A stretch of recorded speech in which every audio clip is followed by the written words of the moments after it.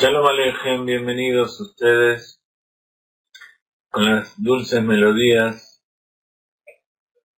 que nos trae el Hasidut, estas notas que entonaba Jacob Avinu, las almas de Israel cuando todavía estaban investidas en cuerpos de ovejas, en esa reencarnación que iba a llevar a la creación del pueblo de Israel a través de una flauta.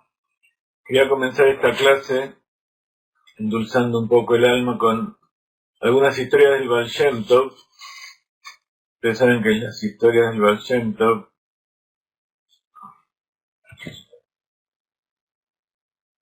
tienen mucho que ver con la reencarnación.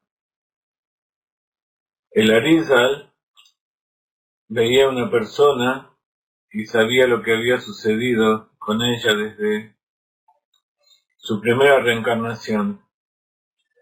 Y entonces sabía qué es lo que tenía que hacer en esta vida cuando esa persona se acercara al Baal Shem Tov para rectificar.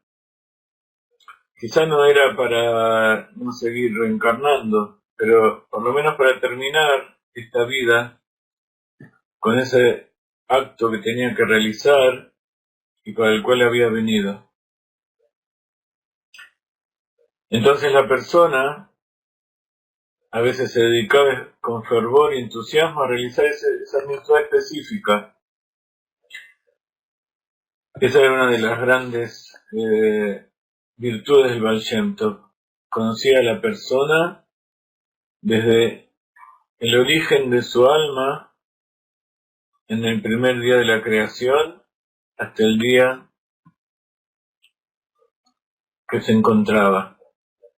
Todos sabemos que somos chispas del alma de Adán Arishon, del primer hombre, que después de pecar tuvo hijos y descendieron en más y más generaciones, y a medida que se iban bifurcando esos caminos y se iban diversificando las personas, las almas, los pueblos, esas chispas se iban dividiendo hasta formar las infinitas chispas de todas las personas que vivieron y que viven hoy en día, multiplicado, como sabemos, por los 5 niveles del alma.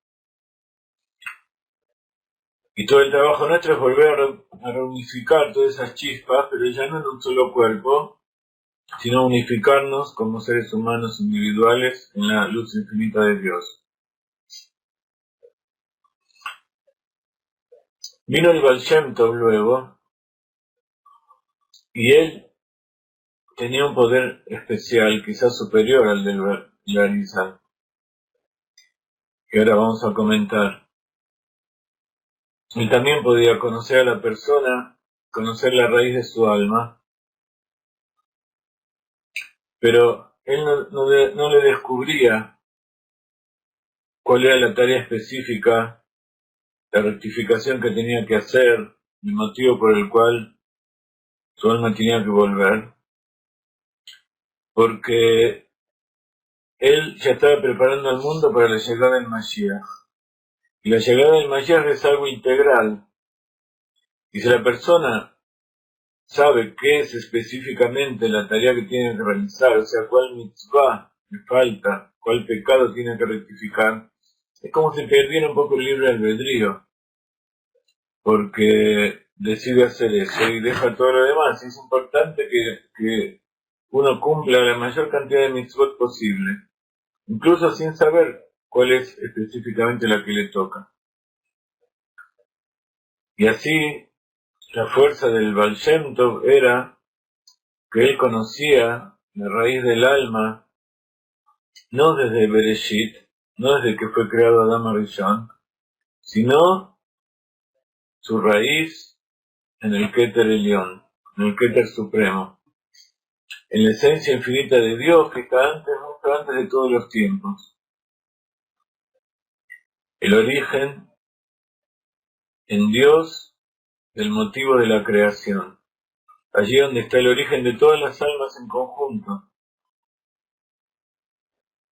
Por eso, a pesar de que cada una de las mitzvot son importantes y uno tiene que rectificar lo que hizo mal, él tomaba en cuenta a la persona y a la creación, a las mitzvot, a la Torá, como algo integral. Entonces la persona tenía que estar anulada a Dios y cumplir en cada momento lo que tenía que hacer. Y esa es la forma de rectificarse. Pero al tener esa cualidad de conocer el origen y la infinitud de Dios, en Dios no existe antes y después. El nombre Havaya representa el poder de Dios de ser uno, no solamente en el espacio, sino también en el tiempo. Para Dios no hay antes ni después. Entonces él conocía lo que pasó con esa persona desde el principio de los tiempos hasta el final de los tiempos. Lo que iba a suceder en el futuro con esa persona en los tiempos del Mashiach y lo que iba a ser después. Y esas ya son cosas que ni siquiera podemos identificar con palabras. Entonces, este curso de reencarnación, que es nada más que introductorio, estudiar el Gilgul Neyamot, la reencarnación de las almas del libro de Larisa, es un trabajo que lleva toda una vida, tiene que estar imbuida con que esto es para traer al Mashiach. Y como les decía, quería contarle un par de historias que son lindas para contar entre nosotros y también para contarle a los chicos. He sabido que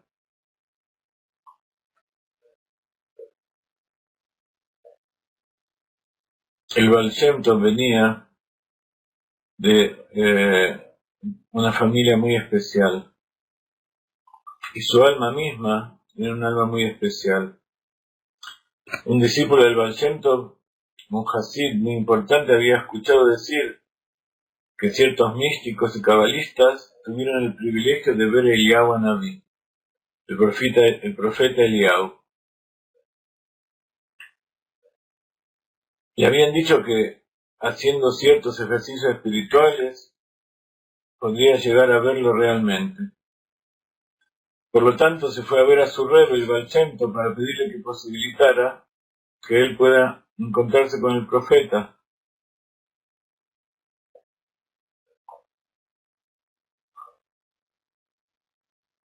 Sabemos que Eliyahu Naví era una reencarnación de Pinhas, aquel que mató al príncipe de la tribu de Israel. Pero el príncipe de esa tribu de Israel estuvo antes de Eliyahu. Eliyahu es un profeta posterior, ya en la época del templo sagrado.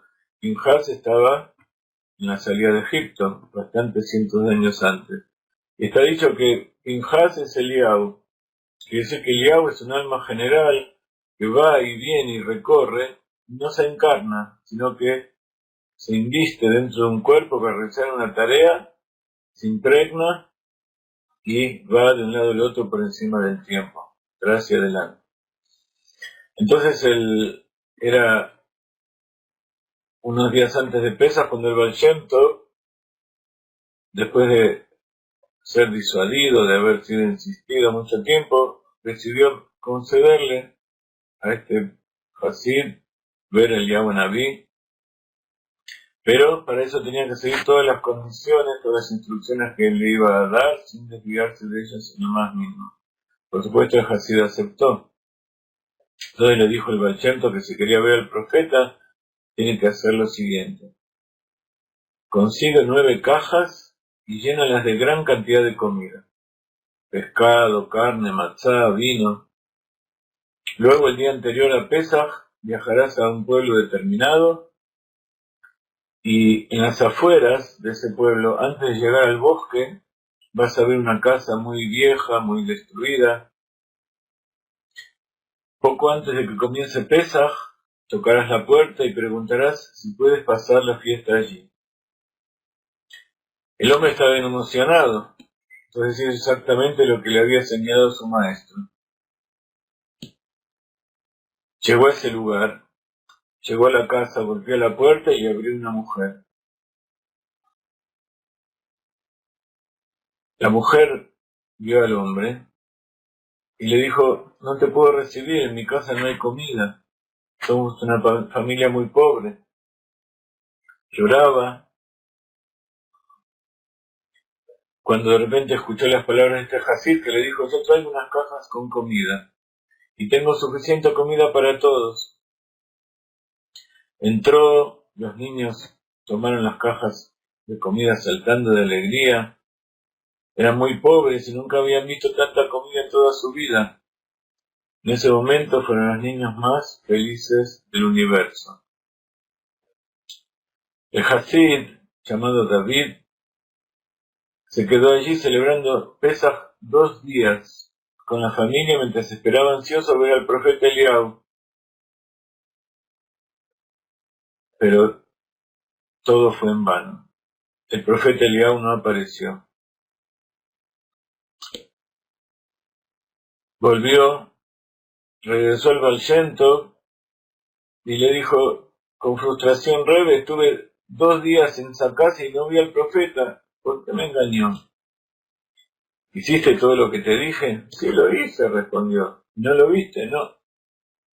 En este caso, dijo el Baal Shem Tov, regresa a la misma casa, pero esta vez quédate afuera. Párate cerca de la ventana y escucha atentamente. A David le sorprendieron esas instrucciones tan extrañas, pero de todas maneras las cumplió. Regresó a la casa y a través de la ventana escuchó la siguiente conversación entre los esposos. Sara, dijo el marido, estoy muy preocupado porque no sé cómo vamos a conseguir la comida para los 2 últimos días de Pesaj. A lo cual su esposa le respondió: ¿por qué estás tan preocupado, David? ¿Viste los primeros días de Pesaj? Dios nos envió a Eliyahu Naví, que nos trajo toda la comida y bebida que hacía falta. Seguramente Dios nos lo enviará otra vez para los segundos 2 días de la festividad. De repente David entendió lo que el Baal Shem Tov le había dicho. ¿Quieres ver a Eliyahu Naví? No busques en el cielo. No busques en las personas santas que están en las cuevas o en la cima de las montañas, ¿no? ¿Quieres ver a Eliyahu Naví?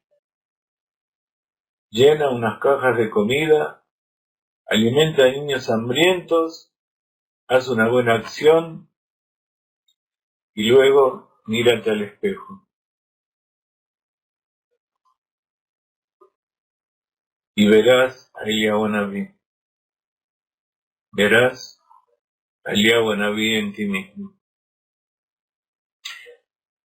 Esta historia la escuchamos del rabino Brujovsky. El rabino Brujovsky es el rabino de nuestra ciudad, de Rehovot. Y es una historia muy simple, pero que nos da una gran lección.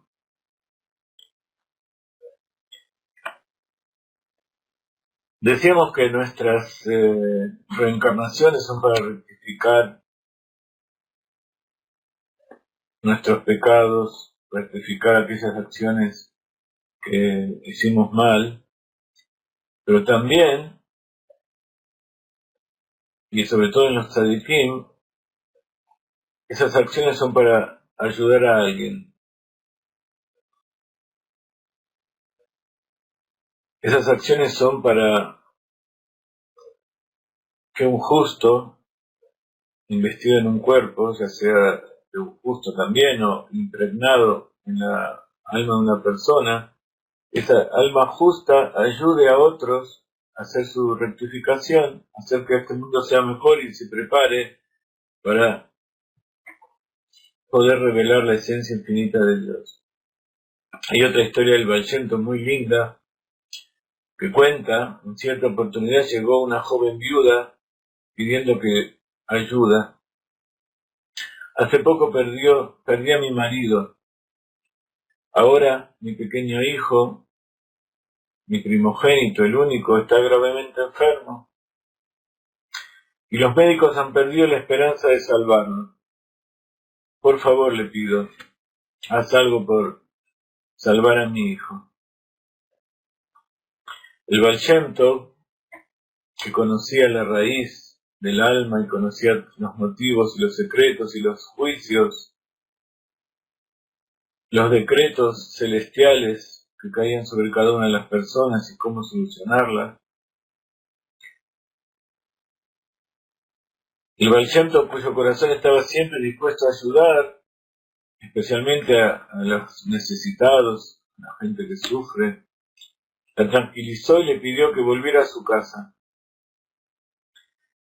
Y le aseguró que su hijo se iba a mejorar.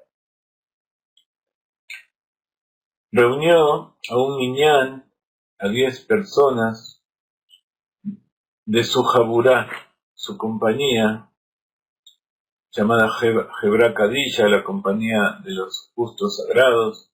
Eran justos llamados Tzadikim Nistalim, justos ocultos, para rezar por la salud del niño y su inmediata curación, que es lo que 10 almas de justos no pueden solucionar. Pero esta vez fue en vano. A pesar de todos los esfuerzos que hicieron por tratar de abrir sus almas, de sacar de adentro esa luz, esa fuerza, que anule el mal decreto que viene del cielo, de abrir el candado que cerraba las puertas del Hijal HaKadosh, donde estaban las luces de la curación, tuvieron que aceptar con tristeza que no lo podían lograr. El Baal Shem Tov entonces se dio cuenta que ese decreto se había sellado en el cielo y que las oraciones de los tzadikim no podían hacer revertir esa decisión. Está dicho que allí donde se para un Baal Teshuvá, un rayá, un malvado que se arrepiente,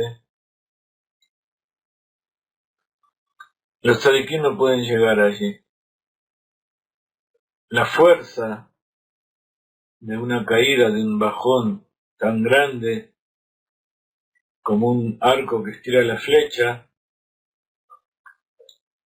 es tan fuerte que todas las fuerzas de los tzadikim no pueden llegar allí a ese lugar tan alto. Entonces el Baal Shem Tov, que era una persona que tenía decisión y no había nada que se podía interponer en su camino, se le ocurrió una idea. Como en muchas de sus historias, pidió que le preparen un carro y los caballos para ir al bosque.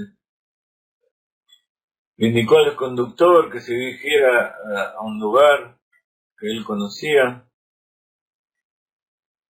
pero el conductor quedó muy sorprendido porque era un lugar donde todos evitaban ir, era el lugar más peligroso, donde estaba lleno de ladrones y delincuentes.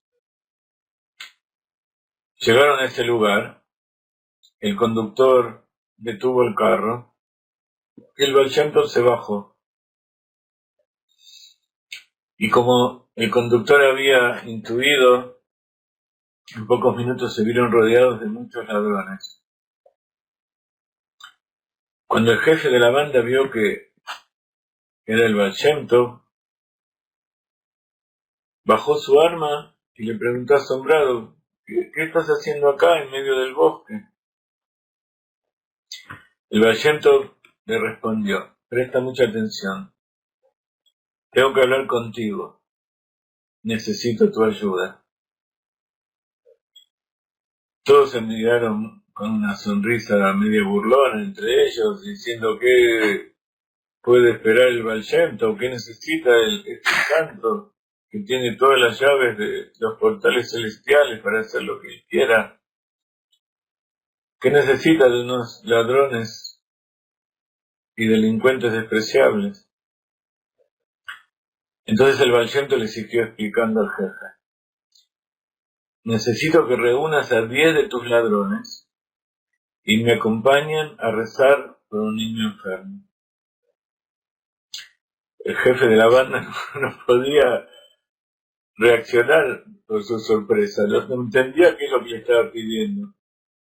Pero como era el Baal Shem Tov, accedió, reunió un minyan con todos sus delincuentes, con todos sus secuaces, y se pusieron a disposición del Baal Shem Tov para rezar.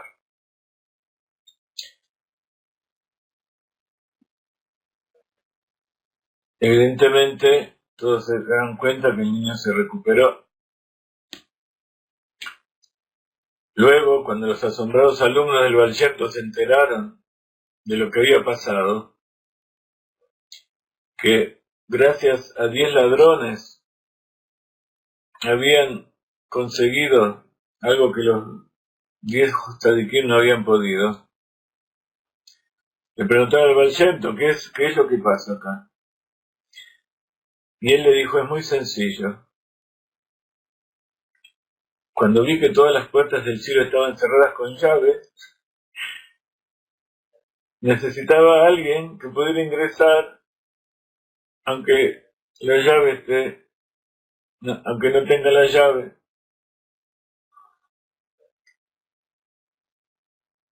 ¿Quién hace eso? ¿Un ladrón? ¿Qué es un Baal Teshuvah?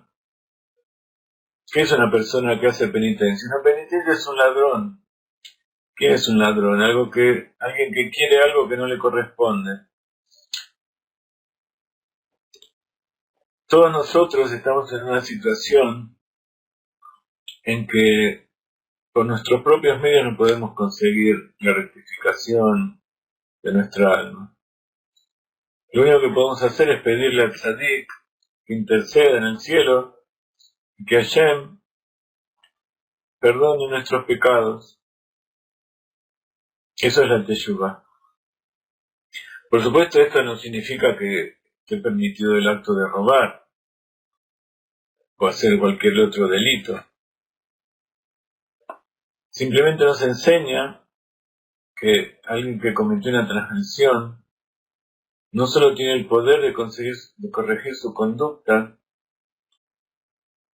sino que sus propios crímenes pueden transformarse en méritos. Y que esos crímenes de otras personas pueden enseñar a esa misma persona y a todos nosotros los caminos que necesitamos para ingresar por la fuerza y alcanzar alturas las que personas honestas nunca van a llegar. Por eso es sabido que el Mashiach es un descendiente de David. Literalmente David, si leen un poco la vida como está escrita en el Tanaj, David es un pecador, es el símbolo del pecado, es la sefirá de Malhut que desciende hasta la muerte. Pero paradójicamente, esto representa la máxima redención. La redención no la necesitan los tzadikim. La redención la necesitan aquellas almas que realizaron malas acciones, tanto las que cometimos en el pasado, como aquellas que están enraizadas en el origen del alma de Adán. Esa imperfección que puso Dios en su propia creación para que nosotros las rectifiquemos.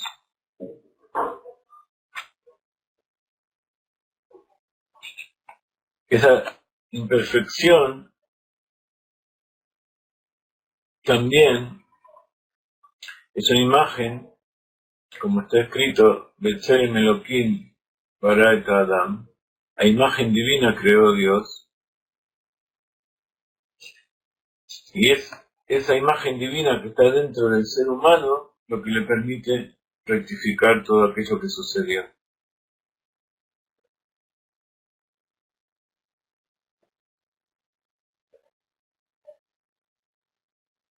Entonces ahora vemos por qué Adán Arishon pecó. ¿Por qué Dios hizo que Adán Arishon peque? ¿Por qué Dios le nubló su capacidad de libre albedrío para que caiga y desde esa caída se eleve? Literalmente esa caída significa que utilizó mal su libre albedrío y comió de la manzana, comió del árbol, del fruto del árbol prohibido, el Etz Hadat Tov Ra, el árbol del conocimiento del bien y del mal. O sea, utilizó su capacidad de pensamiento, de libre elección, y lo hizo mal porque no tenía, Dios le había nublado como si fuera esa capacidad que tenía de ver en esencia de todas las cosas, y lo hizo caer. Y al caer, posiblemente hubo que pasar 7.000 años, 6.000 años, en vez de esos 6 días, porque para Dios cada día de la creación son 1.000 años. Pero para Él no hay diferencia entre 1.000 años y un día, 1.000 años y un segundo. Entonces prefirió que Adán Arishon llegue a las máximas alturas por mérito propio, por el esfuerzo, a pesar de que él por sí mismo no puede llegar, y a través de todas las generaciones, sus chispas, la reencarnación de su alma, viaja y deriva por todas las infinitudes del universo, del espacio-tiempo, para volver a reunirse, algo que solamente puede ser realizado por la misericordia de Dios. Hay muchas historias más del Baal Shem Tov que hablan de reencarnación, pero quise contarles solamente estas dos, porque la reencarnación es, más que nada, saber acerca de la raíz del alma. Nosotros tenemos que estudiarlo. Ellos tuvieron la revelación directamente de Dios y de las fuentes, de las almas que van y vienen, como diría un Naví, para enseñarle a cada uno. Todos tenemos la capacidad y el derecho de pedir el Yahunaví, pero como le decía hoy a una persona que me dijo hace tiempo que no puede salir de un estado de depresión y de soledad, y de muchas maneras tratamos de ayudarla, y verdaderamente está lejos de su tierra, está lejos de su familia, y no puede volver. Entonces le dije que en vez de pedir ayuda por todos lados, empiece a buscar quiénes son aquellos que necesitan ayuda. Y entonces esa búsqueda de buscar a quien necesita ayuda la va a llevar a encontrar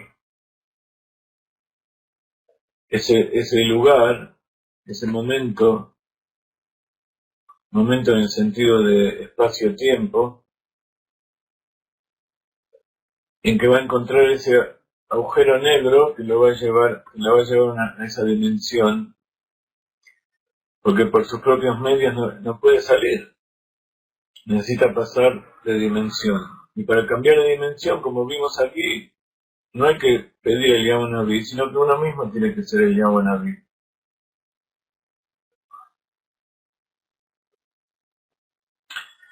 Hemos puesto 5 páginas nuevas que están aquí y que las tienen cada uno de ustedes en Wizig para descargar. La semana pasada pusimos toda la introducción, muchas páginas, no me acuerdo cuántos son, 15 o 20 páginas, donde está toda la introducción, que es más o menos lo que estudiamos hasta ahora, y complementado por las traducciones de la Arizal y por algunas otras cosas que agregamos en las clases. Y ahora vamos a entrar en el primer capítulo de un futuro libro que estamos preparando y que está basado en los seminarios de reencarnación del Rav Mitzvah. Sobre eso está basado todo este curso. No vamos a poder ver todas las clases porque tenemos que aclarar y profundizar en muchos asuntos que el Rav da por sobreentendido acerca de la Kabbalah y Hasidut. Necesitamos, como este es un curso introductorio, necesitamos explicar muchos temas de Kabbalah y Hasidut, y sobre todo, como hicimos en esta primera parte de la clase, tocar el alma y hacer entender cosas que a veces no se pueden entender con explicaciones, sino que se entienden con maices. En Yiddish, maices son sipurim masiot, o sea, historias de cosas que sucedieron realmente con los tzadikim, maices.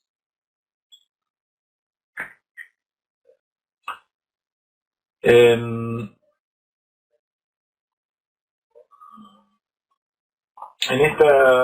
este comienzo del capítulo tenemos que explicar algo que también ya explicamos en otras clases y que nos lleva desde otro punto de vista a entender cómo es el tema de la reencarnación visto por el Baal Shem Tov. Por un lado, es la historia de la Kabbalah y el Hasidut, que muchos de ustedes ya deben haberlo leído, voy a decir algunas palabras rápidas, y que está referido a cómo la Kabbalah derivó en el Hasidut. Sabemos que el Baal Shem Tov vivió en Sfat y llegó justamente el día en que Rabbi Moshe Cordovero fallecía. Rabbi Moshe Cordovero era el rabino de la ciudad y era el cabalista más grande de esa época. Y del Arizal surgió toda una escuela cabalística que con el tiempo dio lugar al Hasidut que trajo el Baal Shem Tov. Entonces por eso es interesante conocer la vida de estas tres personas para entender un poco también a qué se refiere cada una de esas Kabbalot. Del Baal Shem Tov, de Rabbi Yitzhak ben Yitzhak Nuria ya hablamos. Del Baal Shem Tov, con estas historias que contamos y con otros temas que dijimos otras veces, ya tenemos una idea de qué se trata. De todas maneras, Hasidut es una fuente inagotable, vamos a seguir hablando. Lo que no se sabe tan en profundidad, no se conoce en general, es la vida de Rabbi Moshe Cordovero. Rabbi Moshe Cordovero, como su nombre lo indica, provenía de España, de la Córdoba que estaba sometida por los árabes, por los musulmanes. Y en esa época había cordialidad entre los árabes, los musulmanes y los judíos. Era la época en que los árabes habían terminado su expansión por todo el norte de África, desde el Medio Oriente y llegado a España. Estamos en la época de la Edad Media, en la época en que los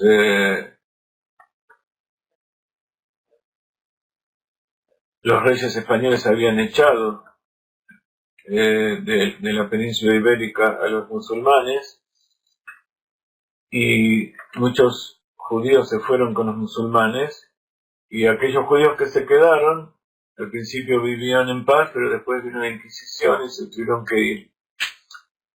Entonces el Rabí Moshe Cordovero se fue para Israel, se fue a vivir a Tzfat, esa ciudad tan hermosa donde vivimos 10 años, donde hicimos seminarios.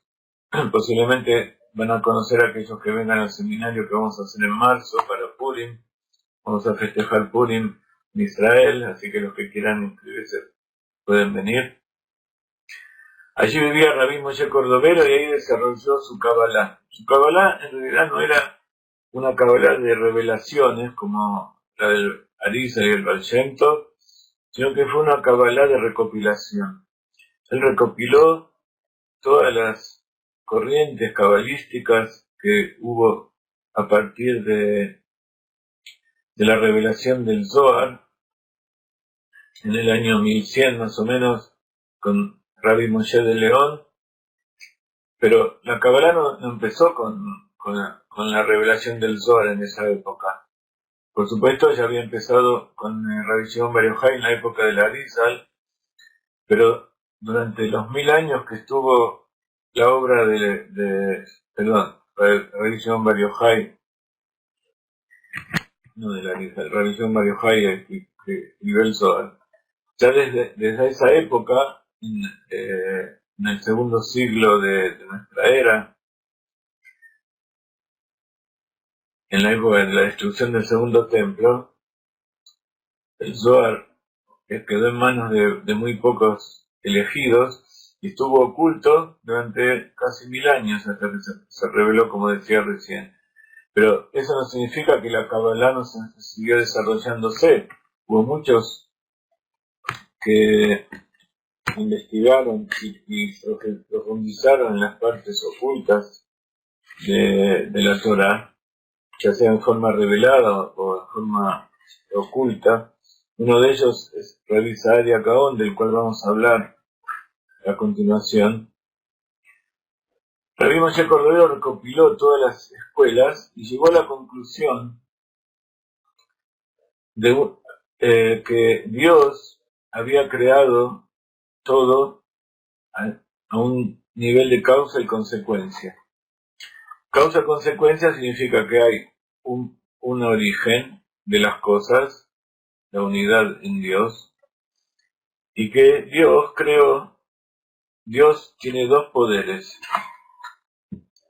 Dios es infinito, entonces tiene la capacidad infinita de la creación, la capacidad de crear y expandirse, de ser todo infinitamente, pero también de la capacidad de la contracción, del ocultamiento infinito. Entonces, mientras no hubo creación, lo que existía era la infinitud de Dios expandida en todo. Pero para crear, Dios tuvo que generar un espacio como un tablero de creación, un marco de referencia donde crear algo, y eso se llama la contracción inicial, donde hay un espacio vacío, no dentro de Dios, sino como si fuera en la luz infinita. ¿Qué diferencia hay entre la esencia y la luz? La esencia es lo que uno es, la luz es lo que uno va a exteriorizar. Así como el sol, que tiene una masa en su interior, y por supuesto hay luz también, pero esa luz está en potencia y recién se transforma en luz. Luz significa algo visible cuando sale al exterior. Einstein lo explicó muy bien y mostró que en realidad son la misma cosa, la masa y la luz son lo mismo, están en distintos estados equivalentes en equilibrio. Así también Dios y su esencia y la creación y la luz infinita son lo mismo. Pero para que el hombre pueda comprender, hay un estado de Dios que está oculto, que es Atzmi, que es algo propio de él, y hay algo que él está dispuesto a expresar al exterior. Entonces, esa capacidad de expresión se llama la capacidad creativa. es lo que es la capacidad creativa expresada sobre algo. Entonces esa capacidad creativa significa que contrajo su luz y esas infinitas sefirot, esas infinitas posibilidades de canales creativos que él tenía, fueron reducidos a 10. Esos 10 son las 10 sefirot que nosotros conocemos. Ahora, todo esto es algo que ya el Arizal lo desarrolló, pero Cordovero trajo algo mucho más sencillo y dijo: Dios es uno. Entonces tiene dos fuerzas opuestas. Entonces, en un sistema de causa y consecuencia, de uno salen dos, y a su vez, de cada uno salen dos. Entonces, como en un triángulo de Pascal, y esto es una triangulación de causa y consecuencia, surge que del uno va transformándose en pluralidad. Y esto es lo que se llama ser Ishtalshelut. Ishtalshelut tiene la palabra Shalshelet, que es cadena. Entonces, por eso una cadena tiene eslabones que van desarrollándose, y así como una cadena puede transformarse en una red, así también el proceso creativo es desde el uno, al transformarse en una línea, esa línea se transforma en una red, y la red toma volumen y genera toda la realidad que nosotros conocemos. Pero literalmente es un triángulo donde hay una causa y hay consecuencia. Entonces Dios infinito creó con su luz los mundos, y cada uno de esos mundos van descendiendo, y ese descenso significa ocultamiento. Esa es la base de la Kabbalah del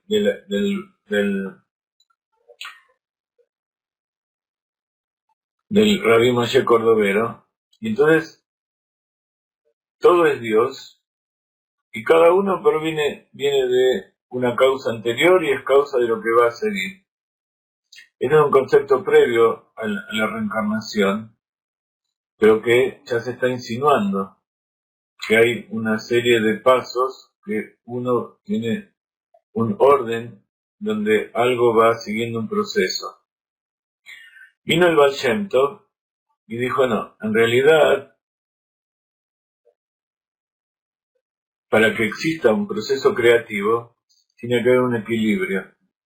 Y ese equilibrio tiene que ser que cada uno de los componentes de la creación estén interincluidos uno dentro del otro. Entonces, Dios es uno, pero dentro de él está el ser creado. Entonces, si Dios creó con 10 sefirot, cada una de esas sefirot microcósmicas tienen dentro suyo todo el cosmos, tienen que tener todas sus sefirot dentro suya. Entonces, en el mundo de Atzilut, en el mundo superior, que es la primera emanación, eso sucede y está perfectamente entendible.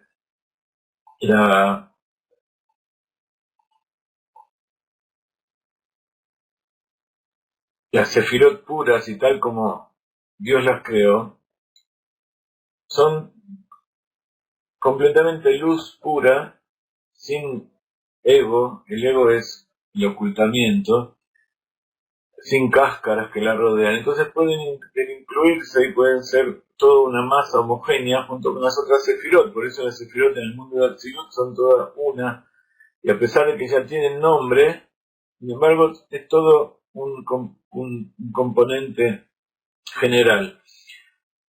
Hay en potencial Partsufim conjuntos de sefirot que interactúan de forma que cada una acepta al otro tal como es, y tiene espacio para el otro tal como es. Entonces, para el Arizal eso es la verdadera rectificación. La rectificación es que cada uno de los mundos tiene dentro suyo a todos los otros mundos. Cada uno de los mundos está compuesto por 10 sefirot, entonces cada una de esas sefirot tiene dentro suyo a todas las demás sefirot de su propio mundo, pero también todas las demás sefirot de los otros mundos. ¿Ok? O sea que es algo que va de adentro hacia afuera y de afuera hacia adentro.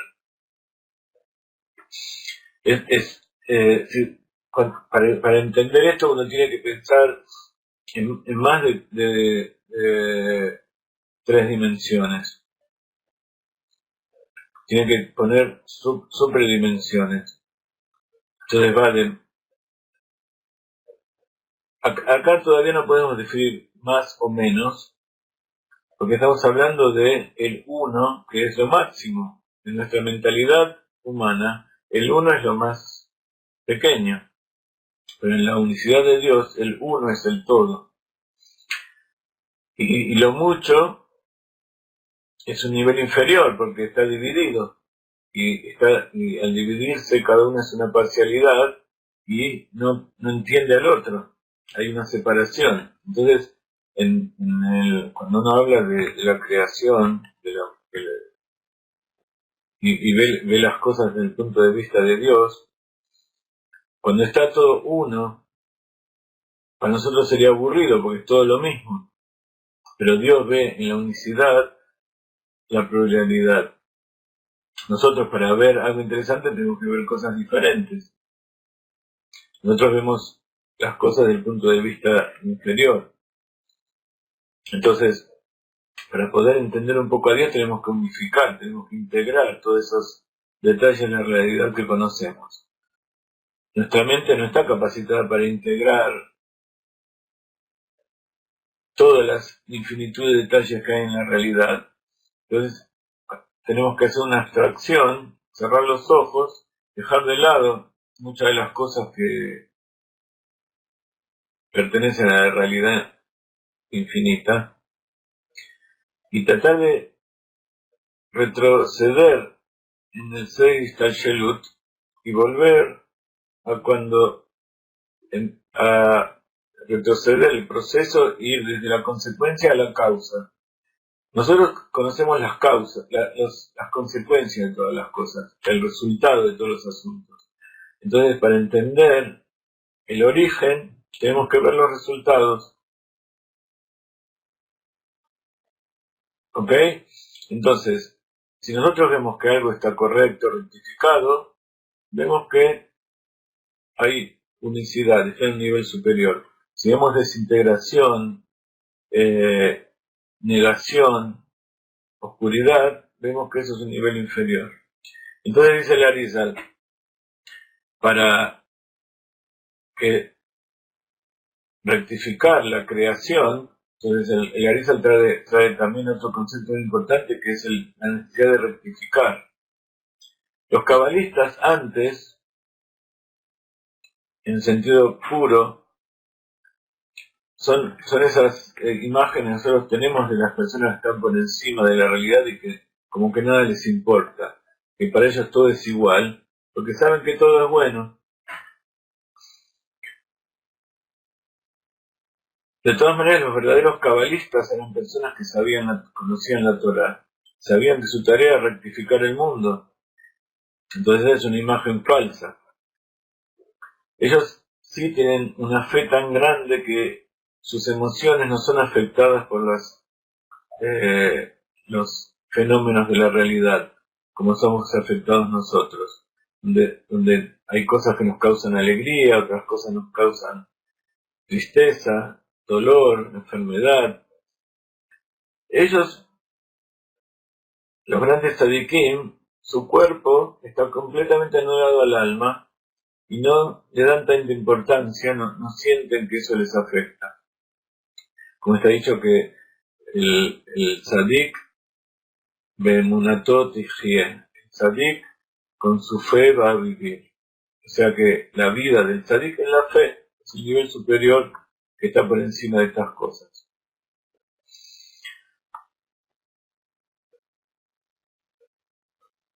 El Arizal reveló que en realidad este es un mundo que hay que rectificar. A pesar de que para nosotros ya es algo normal, eso era un secreto de los cabalistas. Las personas vivían, incluso los judíos, vivían y sabían que tenían que cumplir preceptos y que tenían que hacerlo en aras de Dios. Pero hubo muchos judíos que salieron del camino. Entonces, el Arizal vio que había que empezar a revelar todas estas cosas para que los judíos entiendan por qué están en este mundo, para qué vinieron, por qué tienen que seguir el cumplimiento de los preceptos. Luego el Baal Shem Tov y los rebes elevaron eso a su máxima potencia, hasta el punto que también los Benei Noach tienen que tomar conciencia de los preceptos que tienen que cumplir y de su función que tienen en este mundo. Pero sigamos con nuestro asunto de la revelación de la Kabbalah, lo que se llama el Sod, el secreto de la Torah. Entonces vino el Arizal y dijo que la rectificación es que cada uno esté incluido todo el cosmos dentro suyo, tenga todas las 10, cada una de las sefirot, tenga dentro suyo todas las sefirot. Entonces, eso es la base de la reencarnación. Si una persona se reencarna la cantidad de veces suficiente para rectificar todas las cosas que hizo, para cumplir todas las cosas que tu alma tenía que realizar en este mundo, entonces ya termina todo su asunto, ya va al cielo, queda ahí disfrutando de la presencia divina, de la luz que espera a los justos, y no tiene necesidad de volver a este mundo. Pero ese no es el objetivo de Dios para la creación. El objetivo de Dios para la creación es que el mundo mismo material llegue a su perfección. Como dice Dios en la Torá, le dijo a Moshe, y van a hacer un santuario y yo voy a morar dentro de ellos. O sea que tenemos que hacer un santuario físico, tenemos que trabajar con las cosas de la realidad en este mundo, tomar la materia y transformarla en un vehículo, en una casa, un artefacto para revelar la divinidad. Entonces viene el Baal Shem Tov y trae este nuevo concepto, que no es suficiente que la persona piense en sí mismo o incluso ayude a los que están a su alrededor a terminar su proceso personal, sino que el trabajo de la persona es hacer que el mundo revele la divinidad, no solamente la persona revele su alma. Entonces, dice, para eso no alcanza el proceso de causa y consecuencia, de portarse bien, de cumplir los preceptos, de hacer lo que corresponde. Entonces una buena causa va a dar buenas consecuencias, como dijo Rabbi Moshe Cordovero, o que implica su filosofía. Tampoco es suficiente que cada uno, aparte de cumplir los preceptos y hacer lo que dice la Torá, estudiar Torá, cumplir los preceptos, hacer tefilá, sino que tiene que ayudar a los otros, tiene que tratar de que esas almas que están reencarnadas dentro de uno, dentro de todos los demás, incluso dentro de los animales, dentro de las plantas, dentro de las cosas físicas, esas almas que todavía están en forma espiritual, que no están dentro del mundo físico, no alcanza a ayudar que todo ese proceso siga avanzando, porque eso es nada más que de las almas. Entonces dice, vino el Baal Shem Tov y tomó la Kabbalah del Arizal y la incluyó con todos los aspectos de la Torá. Eso significa que tomó la creación y dijo, no solamente hay mundo, no solamente hay almas, también tenemos que poner a Dios. Y eso se llama Ashra Eloki. Ashra significa inspiración, pero Ashra significa impregnar. Quiere decir que hay algo que, así como una parábola que se me ocurre ahora es, por ejemplo, cuando a uno le sacan una radiografía, uno piensa que uno es una masa concisa, compacta de materia. Hace poco tiempo relativamente se descubrió que nosotros somos verdaderamente espacio vacío, casi todo espacio vacío, una masa de energía donde nosotros podemos enfocar un rayo de X, por ejemplo, un rayo de luz que tiene una energía muy alta y va a atravesar nuestro cuerpo y se va a poder obtener una placa fotográfica del otro lado.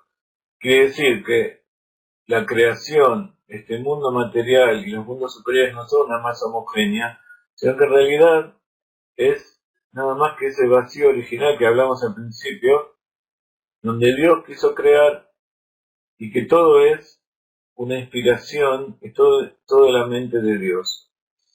Entonces dijo, está bien, nosotros somos seres humanos, hay un mundo físico, hay materia, pero la verdadera rectificación no es solamente a través de causa y consecuencia, de hacer una buena acción, hay una buena consecuencia, entonces el mundo es mejor.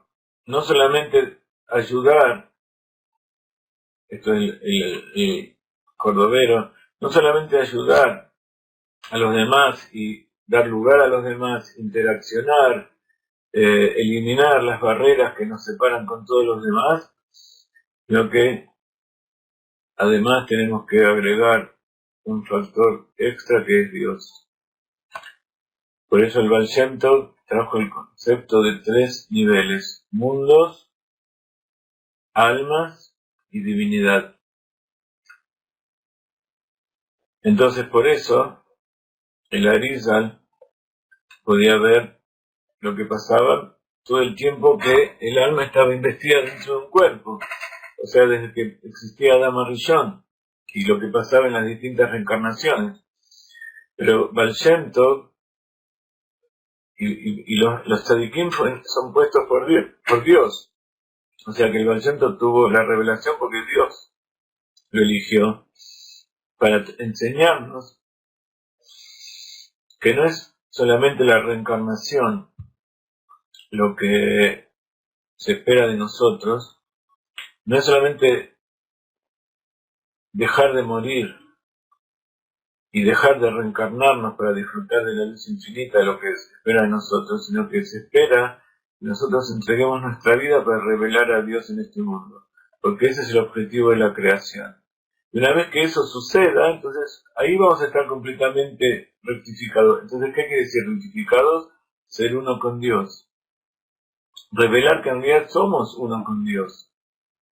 Pero nosotros por ahora solamente podemos decirlo, pensarlo y en determinado momento podemos sentirlo, podemos sentir cierta inspiración divina y sentirnos que somos parte de Dios.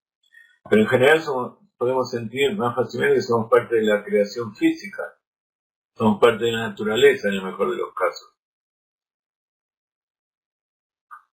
Es paradójico que aquellos que aman tanto a los animales en verdad odian mucho a los seres humanos, desprecian a los seres humanos. Eso está en contra de lo que Dios quiere.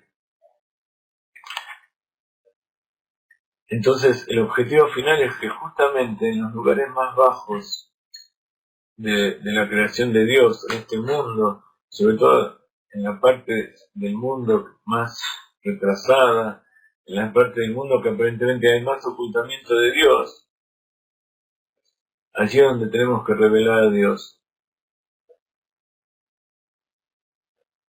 Y eso, primero que todo, tenemos que hacerlo dentro nuestro. Y al hacerlo dentro nuestro podemos verlo afuera. Un importante concepto de la Kabbalah del Arizal y del Hasidut y de la Torah en general es el tema de Or Yashar y Or Joser. Or Yashar literalmente significa la luz directa, y la luz, pero significa la luz que sale. Es como Dios, como dijimos antes, proyectó su luz y con eso creó.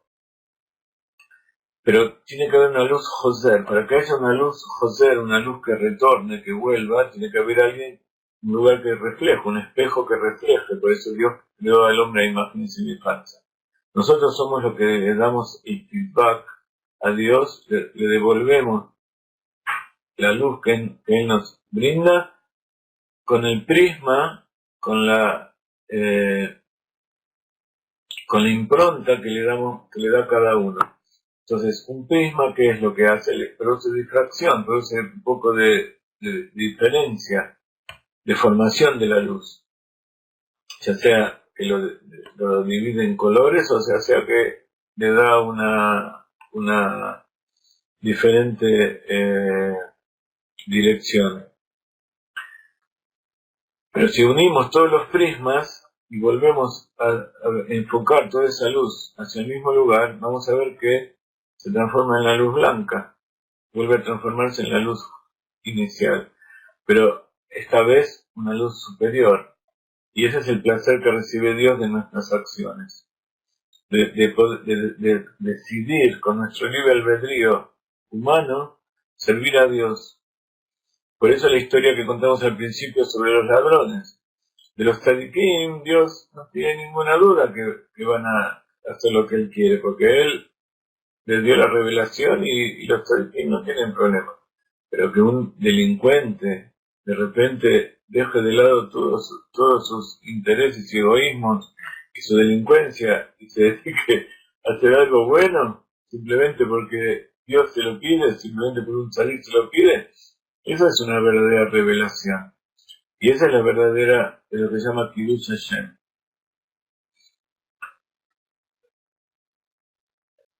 Y por eso, uno de los principios de Hasidut es que tenemos que aprender de los ladrones incluso cómo servir a Dios. Y aprender de nuestras malas acciones para saber cómo conectarnos a Dios, porque todo es un reflejo de Él. Entonces, después de haber visto un poco todo este tema de la evolución de la Kabbalah, que es un poco también la evolución de la humanidad y de nosotros mismos, siempre que estudiamos les pido que busquen en su interior este tipo de cosas, en su experiencia, en su trabajo, en su relación con la familia, en los pequeños detalles, en la forma que uno toma el café, cómo hay distintos niveles. Y acá tienen un ejemplo clásico y bastante claro de cómo hay tres formas de enfocar la realidad. Una es ver cómo derivan las cosas, una del origen hacia las consecuencias, otra cómo nos relacionamos con los demás, anulándonos a nosotros mismos, y otro cómo se puede lograr todo eso revelando la presencia de Dios en cada una de las cosas. Entonces, yo no quiero leer textualmente este texto, lo tienen a su disposición, lo van a leer después. Acá explicamos un poco lo que está aquí. Entonces, ahora llegamos a este punto, que ya lo nombramos en otros momentos, y que trae un conflicto muy importante, que es el tema de que incluso hay muchos rabinos judíos que niegan el tema de la reencarnación,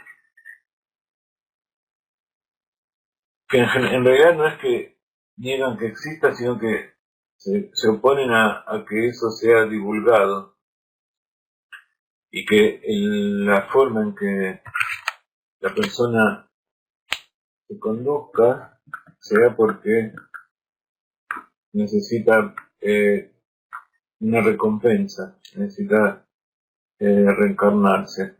¿Eso por qué? Porque, por ejemplo, este Rabí Saadia Gaon, vivió en el año 1000 monedas. También vivió en un ámbito rodeado de la cultura musulmana. Incluso él hablaba árabe, y muchas de sus enseñanzas las escribió en idioma árabe mismo.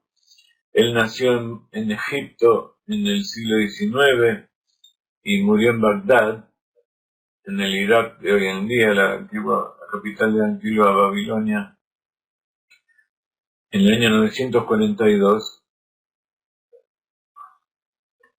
Era un rabino muy importante, un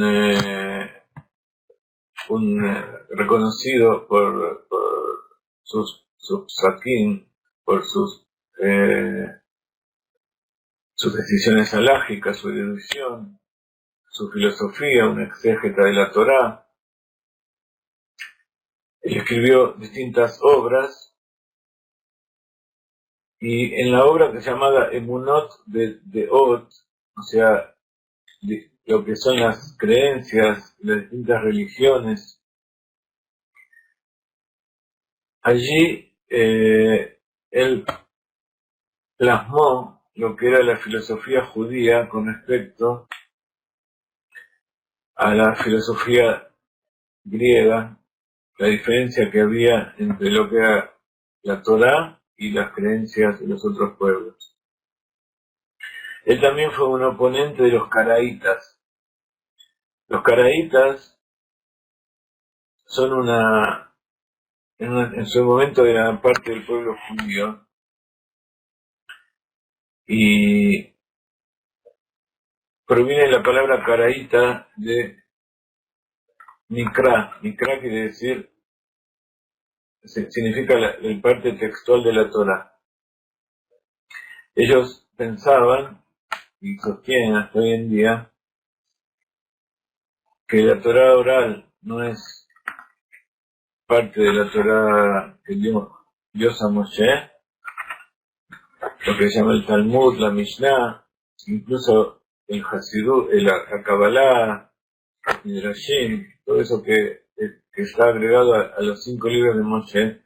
Ellos dicen que hay que cumplir tal cual está escrito en los 5 libros de Moshe. Con el correr de la generación se dan cuenta que era imposible, porque en la Torá, por ejemplo, no dice cómo se hacen los tefilim, no dice cómo hay que hacer shkita a los animales. Hay infinidad de leyes que tienen que ser cumplidas, que la Torá nos dice, pero que no está escrita explícitamente. Entonces ellos mismos tuvieron que hacer uso de muchas de las halajot y muchas de las discusiones de los rabinos de la Torá oral. Pero en principio ellos se separan. Con el correr de las generaciones, muchos de los caraítas dejaron de ser judíos, aunque el núcleo básico que vivió en Israel se mantuvo, pero dejó muchas leyes que permitieron al pueblo de Israel seguir manteniéndose como tal. Entonces, como está escrito aquí, los Rishonim es un adjetivo que significa los primeros, los anteriores, y se refiere a los sabios judíos de la época medieval. Se llaman los Rishonim los que empezaron a establecer la halajá y dieron origen luego a lo que el Rabbi Yosef Karo en el siglo XV escribió el compendio de la Halajot, que es el Shulchan Aruch. Él, como estaba en un ámbito de idolatría y de mucha negación de la verdad de la Torah, estaba en contra de la creencia de la reencarnación.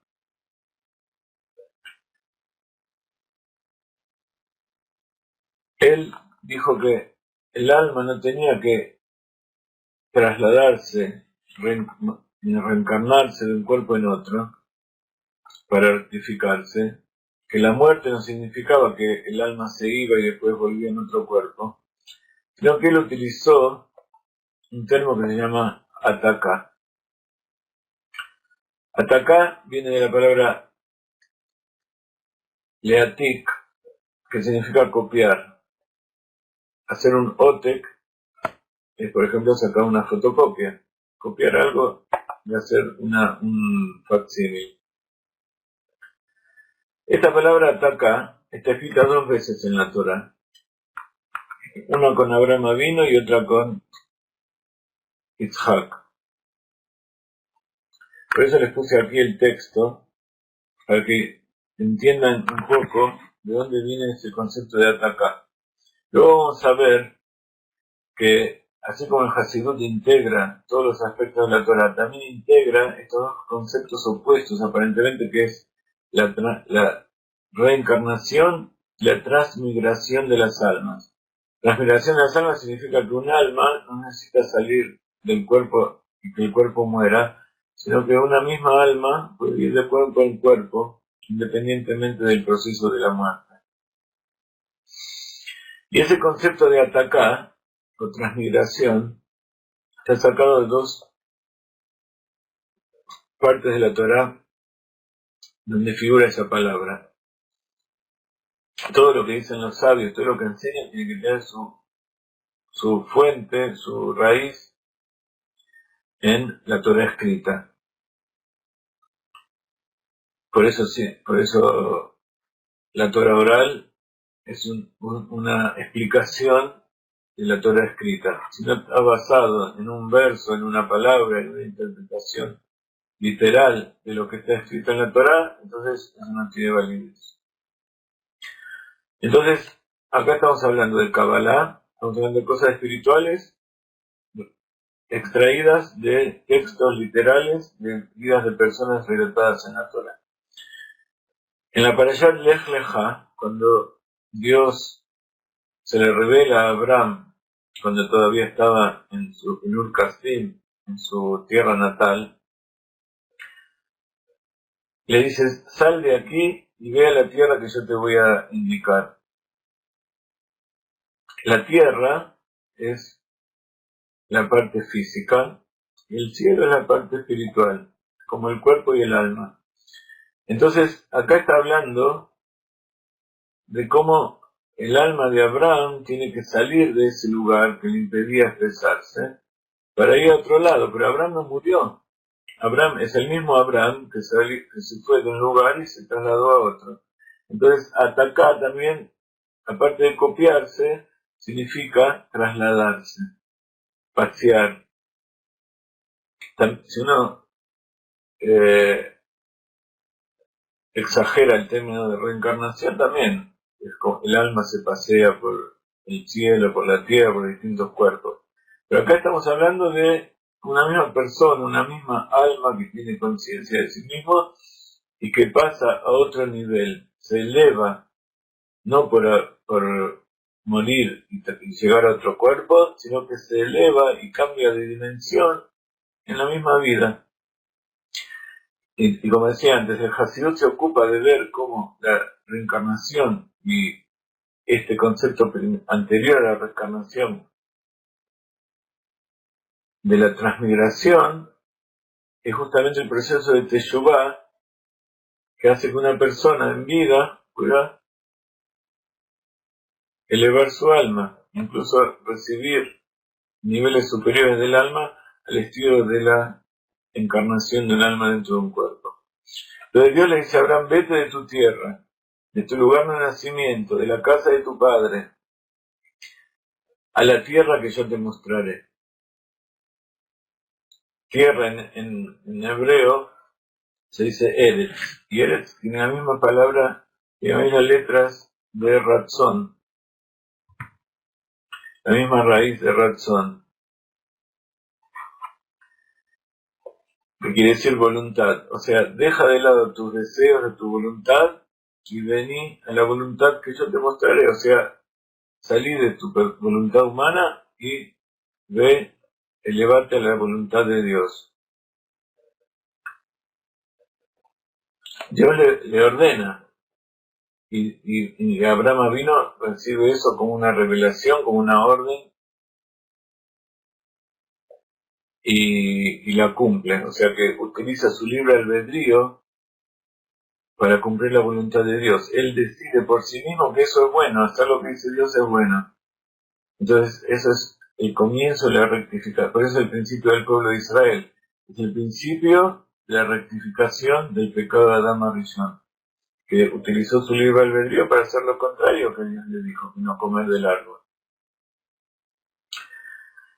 Entonces, vete de tu tierra, vete de tu cuerpo, vete de tu lugar de nacimiento, vete de lo que heredaste de tus padres y lo que heredaste naturalmente de tu cuerpo, de la genética tuya, y vete de la casa de tu padre, de las conductas que aprendiste hasta ahora, y anda a un lugar nuevo que yo te mostraré. Eso es una lección enorme de lo que es la Teshuvá. Y por supuesto también de la conversión. Por eso dice, te convertiré en una gran nación. Entonces una persona que hace lo que hizo Abraham Avinu, Abraham en realidad nació como gentil, como Ben Noach, y se transformó en un alma judía. Entonces Dios mismo dice, yo te convertiré en una gran nación. Entonces los conversos tienen que presentarse ante un tribunal rabínico, que son los que Dios apoderó para convertirlo. Pero Abraham era el primero, no había un tribunal rabínico, entonces Dios mismo lo convirtió. No solamente lo convirtió a un alma nueva, sino que lo convirtió en esa nación que iba a rectificar el mundo para traer la redención. Te bendeciré y te haré grande, serás una bendición para los demás. Eso es una cosa importante. No es para sí mismo solamente. Bendeciré a aquellos que te bendigan, y a que te maldiga, maldeciré. Todas las familias de la tierra serán bendecidas a través de ti. Abraham fue como Dios le había mandado, y Lot con él. Lot, que era su sobrino.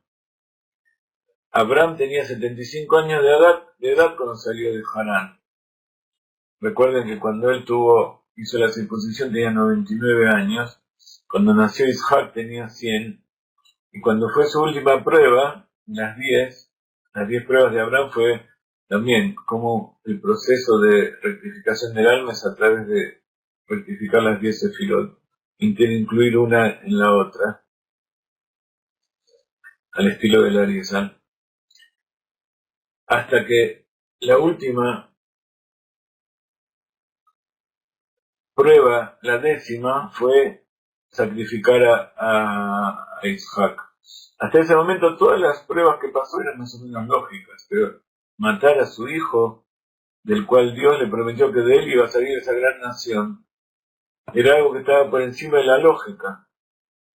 Y eso significa salir del proceso de causa y consecuencia, salir de la mentalidad de la interinclusión de todos los aspectos del Arizal y llegar a la mentalidad hasídica del Baal Shem Tov, de que hay que entregar todo eso, todo el autoperfeccionamiento y todos los beneficios propios para cumplir la voluntad de Dios. Y eso está por encima del entendimiento. Yo no sé por qué Dios me mandó esto, pero yo lo voy a hacer. Entonces, al pasar esa prueba, se transformó en el generador de la nueva nación. Por eso el Baal Shem Tov es comparado con Abraham Avinu. Abraham Avinu produjo la interinclusión de Dios dentro de su vida, la revelación de Dios como el objetivo de toda perfección y toda causa y consecuencia. Abraham, todavía se llamaba Abraham en ese momento, viajó por la tierra hasta el área de Shem donde está el kever de Yosef Atzadik, donde estaba la yeshiva del Rav Ginsburg, que desde la Tashem hagamos plegaria para que volvamos allí y deje el Estado de Israel se le entregó a los árabes, toda la ciudad de Shem junto con la tumba de Yosef Atzadik. Llegó a la planicie de Alon More, donde estaban las moras. Los cananeos estaban entonces en la tierra, pero se llama Eretz Canaan. Y Dios se le apareció a Abraham y le dijo: daré esta tierra a tu descendencia. Abraham erigió allí un altar a Dios, quien se le había aparecido. Entonces es el origen de harán un santuario por adentro de ellos. Y sabía que para que Dios se revele dentro suyo tenía que trabajar con las piedras, con las cosas físicas de este mundo. Pero no para adorar la piedra como hacía su padre, que hacía estatuas, sino que para que esa piedra sirva para la revelación, para que este mundo físico sea un instrumento de revelación de Dios. De allí Abraham se trasladó hacia las montañas del este de Betel. Montó su tienda con Betel al oeste y Ai al este. Erigió allí un altar e invocó el nombre de Dios. Abraham prosiguió entonces su camino, trasladándose constantemente hacia el sur. Hablamos en muchas de nuestras clases de estos versos y de la parte literal, la parte interior. Hoy vamos a ver qué tiene que ver con la reencarnación. Entonces, este versículo número 8 dice: Abraham se trasladó hacia las montañas de Betel. Esta palabra trasladó en Torah es Vayatek. Entonces, ese Vayatek es la transmigración, el proceso voluntario de elevarse a las montañas. Por eso dice, Vayatek Nisham Ahara, se transportó hacia las montañas, o sea, se elevó a un nivel superior de existencia.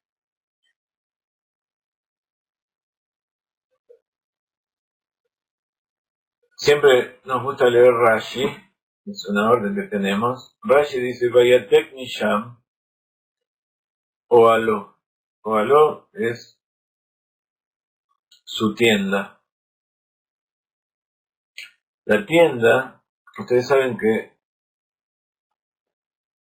así como el cuerpo es una de las vestimentas del alma, hay distintos niveles de vestimenta.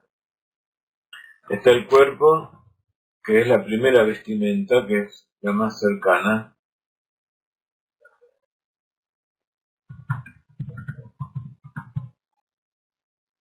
Está la casa, en este caso el oel, que es la tienda, que es la vestimenta lejana. Sobre el cuerpo está la ropa misma, que es la vestimenta intermedia, la ropa de la persona. Él ya había trasladado su cuerpo.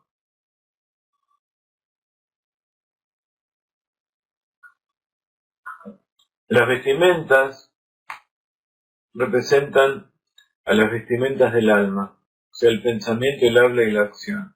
Ella había cambiado su pensamiento, había cambiado su habla, el habla son las emociones, a través de las pruebas que había pasado. Y había cambiado sus acciones, sus actos, ya desde chiquito, había dejado de la idolatría y se dedicaba a hacer el bien, incluso a difundir la Torá, como se ha dicho antes, todas las almas que dicen Harán, todos los fuera de la tierra de Israel, antes de entrar, él hizo almas de conversos, convirtió a la gente de la idolatría al conocimiento del Dios único. Pero ahora tenía que trasladar su tienda. ¿Qué es su tienda? Son los aspectos más inconscientes, los aspectos más alejados de su ser, alejados en el sentido más inconscientes. Cuando hablamos de la luz, está la luz interior, que es la luz Nimi, la luz de nuestra conciencia, que es eso que nosotros somos conscientes. Y está el Or Makif, y Keter, nuestro inconsciente. Ese inconsciente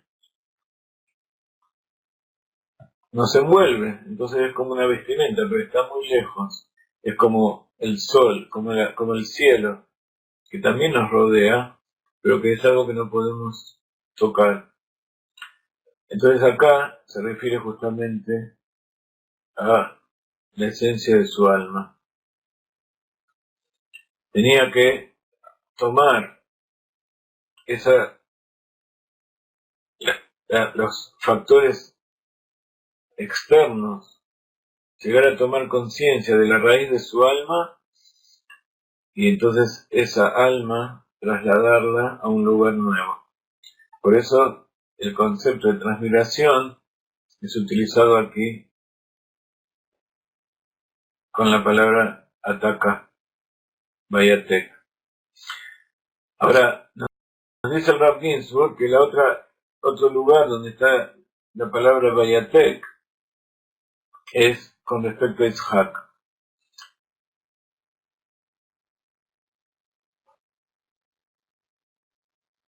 Lo que vimos recién, lo que vimos recién es el capítulo 18, versículo 8 de Génesis, en la Parashá Lech Lecha. En el capítulo 26, en la Parashat Toldot, habla de Itzhak. Y también en Itzhak se utiliza la misma expresión Vayatek Nisham. Pero acá se refirió a otro asunto que también tiene que ver con el aspecto de conocer los aspectos profundos de uno mismo, pero esta vez literalmente profundos, porque ¿para qué se alejó de allá? Para cavar pozos, para cavar otro pozo. Entonces vamos a ver lo que nos dice la Torá.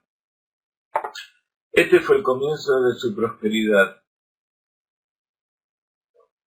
La Torá cuenta que después que murió Abraham y él se transformó en una nueva familia, tenía también muchos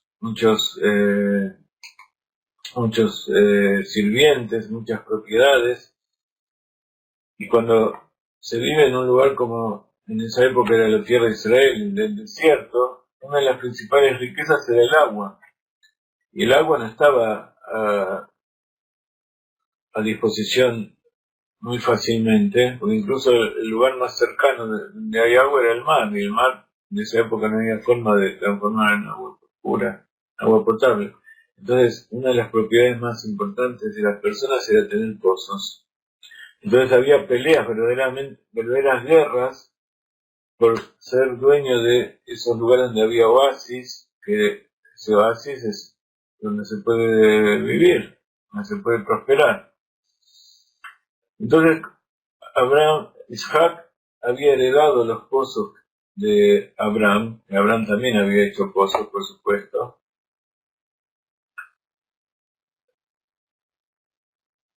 Había heredado mucha fortuna, y precisamente no de Abraham, sino de su propio esfuerzo también. Era extremadamente acaudalado, tenía rebaños de ovejas y manadas de ganado y un gran séquito de esclavos. Y los filisteos sintieron envidia de él. Los filisteos están en lo que hoy es la franja de Gaza. Eso era la Filistea antigua. De esta palabra Filistea, en hebreo se llama Filistim. En hebreo es Filistim, se sale la palabra Palestina, que los romanos, nombre que le dieron los romanos a la tierra de Israel cuando la conquistaron, y que luego los ingleses tomaron ese nombre para, cuando a su vez conquistaron la tierra de Israel, se le sacaron a los turcos, llamaron este lugar Palestina. Churchill fue el que trajo por primera vez, y erróneamente los judíos llaman este lugar Palestina, un nombre que no tiene nada que ver con su origen ni con la Torá. Ni siquiera Palestina era parte de la tierra de Israel, estaba fuera de lo que fue repartido para las 12 tribus y luego David conquistó. Entonces Palestina no tiene nada que ver con la tierra de Israel. Es todo esto donde vivimos nosotros aquí, no se llama Palestina. Y en todo caso los palestinos somos nosotros también, porque acá había muchos judíos, casi no había árabes, había hace 150, 200 años, 300 años, cuando empezaron las inmigraciones de los judíos, para unirse a los judíos que había antes, porque siempre hubo judíos en la tierra de Israel. Hace poco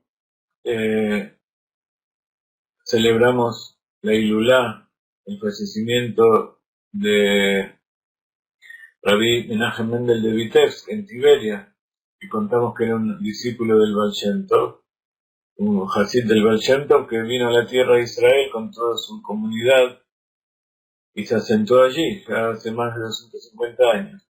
En esa época había muy pocos árabes, pero ya desde antes había judíos en la tierra de Israel.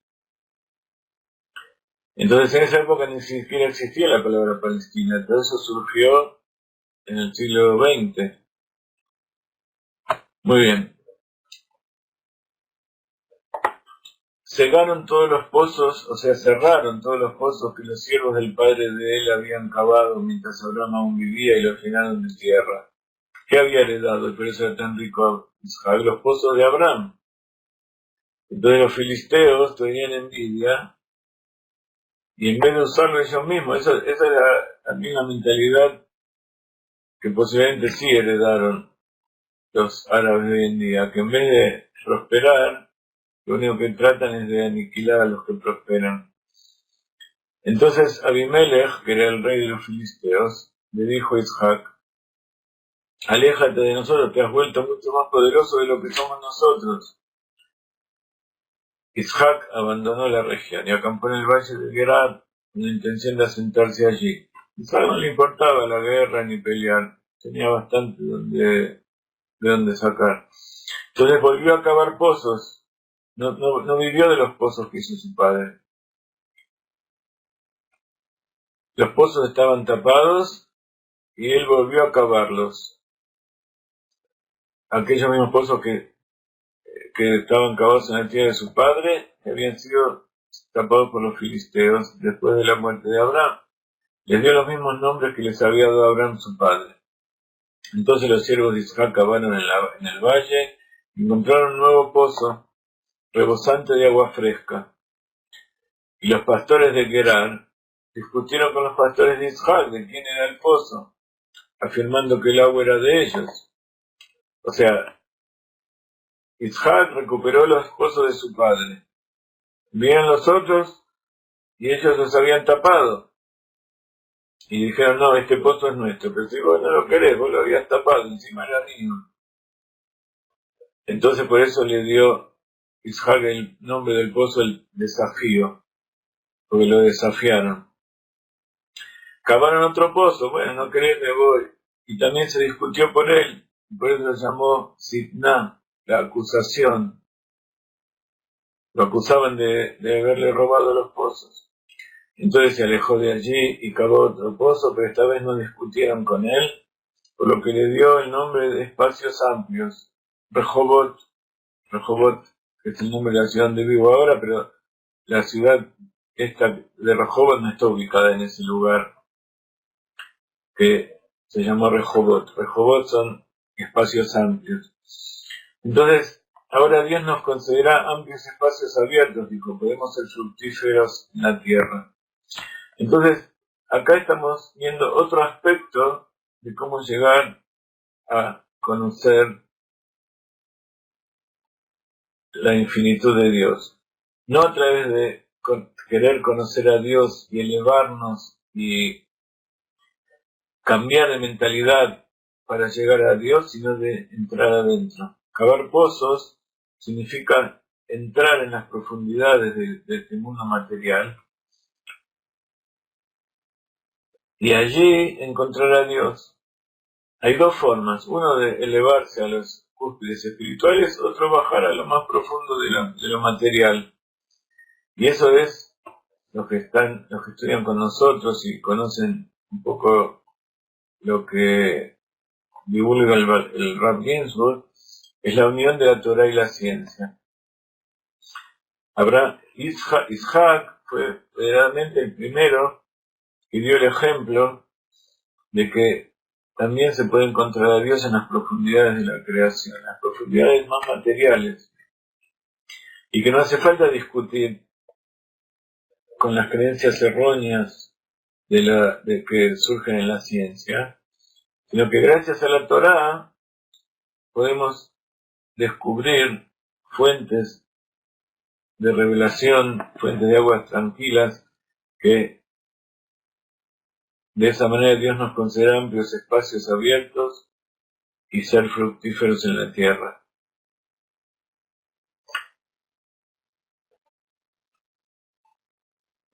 Entonces vemos cómo profundizando en la Torá escrita podemos revelar cosas muy profundas.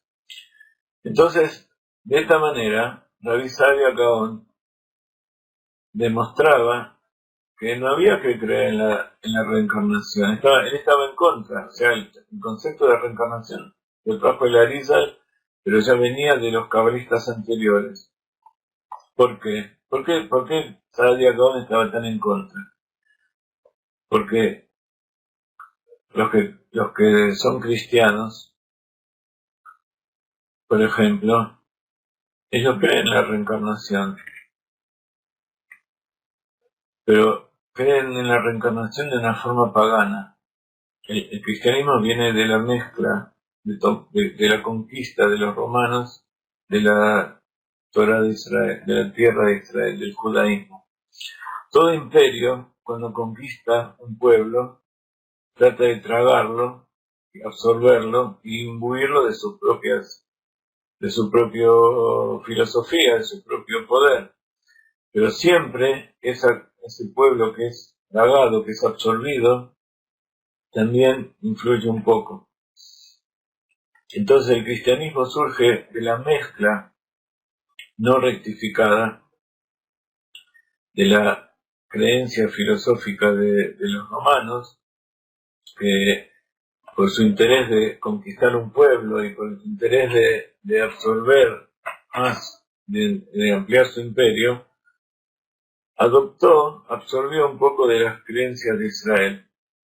Pero así como cuando uno toma una parte del todo y la separa, eso ya deja de ser algo vivo, algo de ser que es una luz. Cuando uno toma una chispa, una llama del fuego, esa llama se extingue.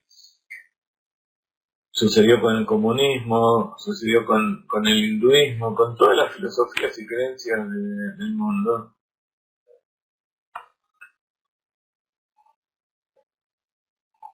Cuando se toma en forma parcial la creencia total de la Torá, se transforma en una mentira. Entonces él estaba en medio de toda la mentira que provenía del cristianismo y que los árabes, los musulmanes provienen también del cristianismo.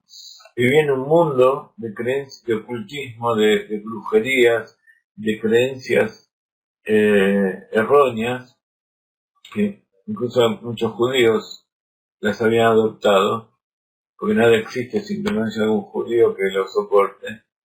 Entonces él, para evitar que los judíos se impregnen de esas malas creencias, él evitó y se negó a difundir la creencia en la reencarnación. Lo llamó transmigración,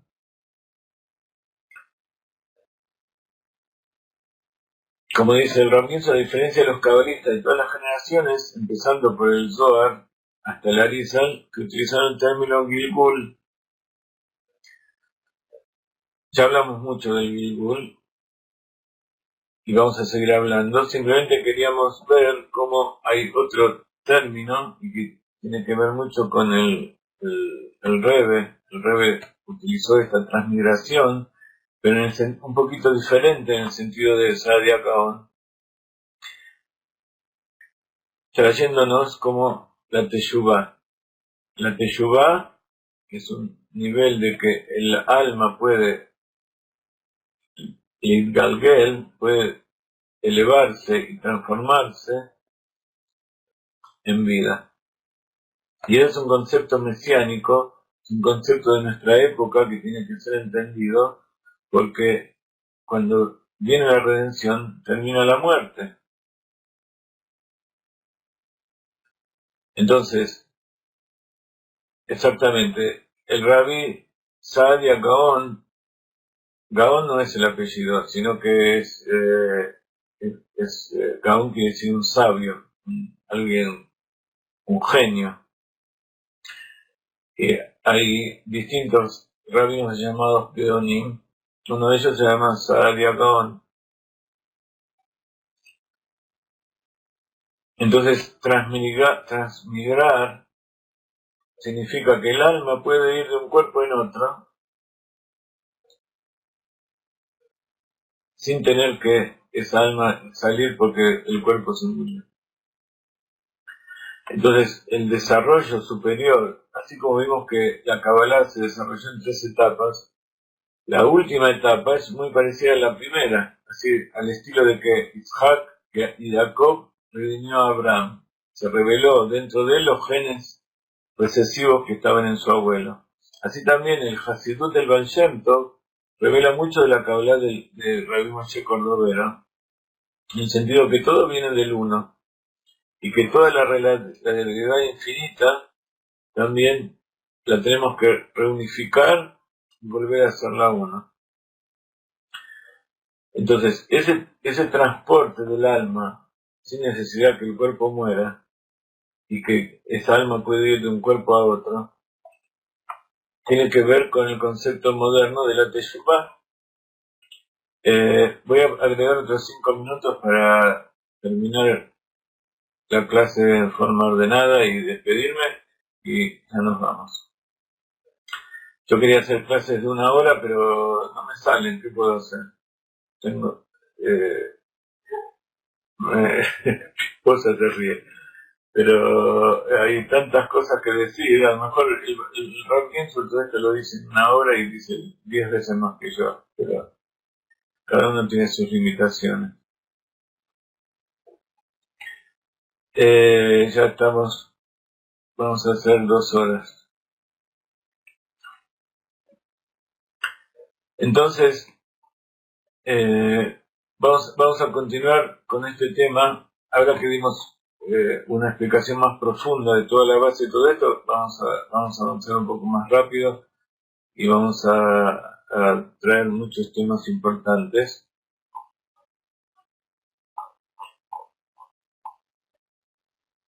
en las próximas clases.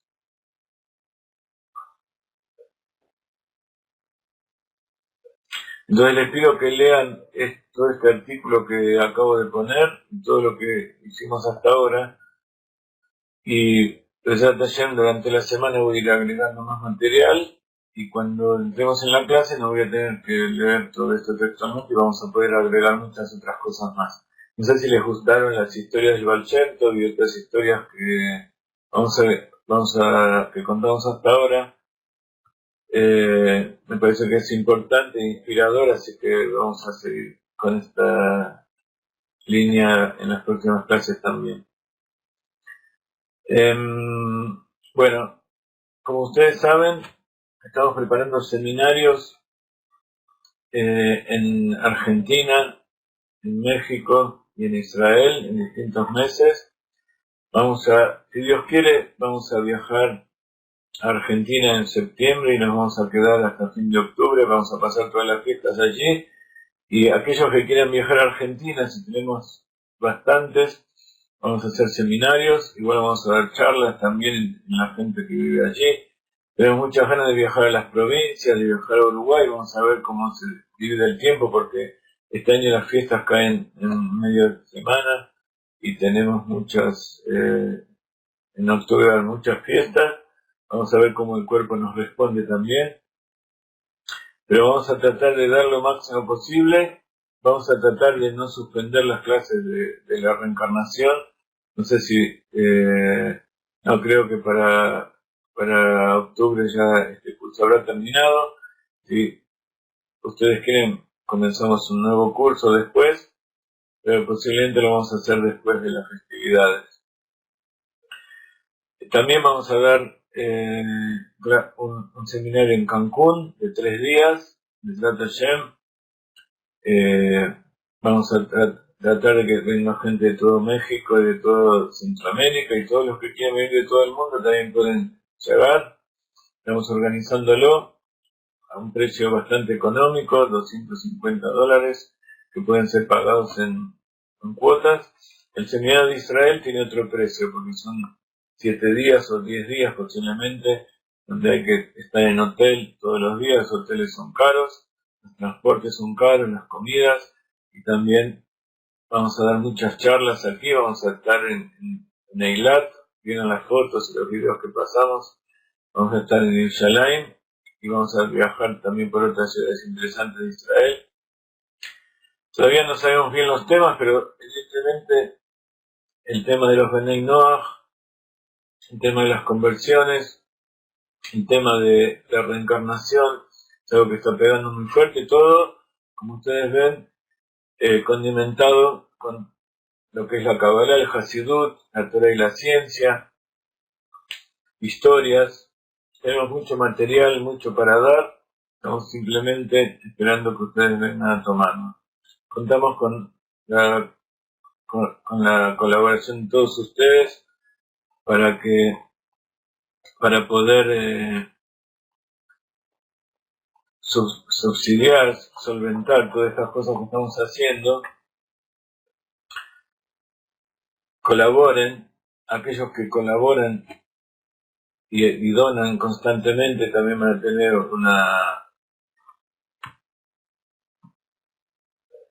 precios especiales para todas nuestras actividades, regalos, por supuesto. Así que esa es parte de su rectificación, es parte de su transmigración, parte de su teshuvá. Cambiar esa mentalidad de que yo recibo todo para mí y quiero todo para mí, dar un poco a los demás. Entonces nos despedimos con esto.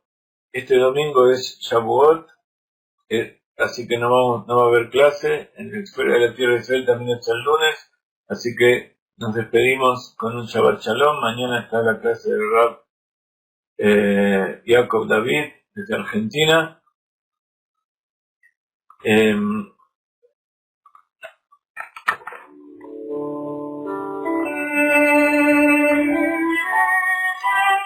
Que tengan todos Shabbat Shalom, que recibamos todos la Torah con alegría y felicidad.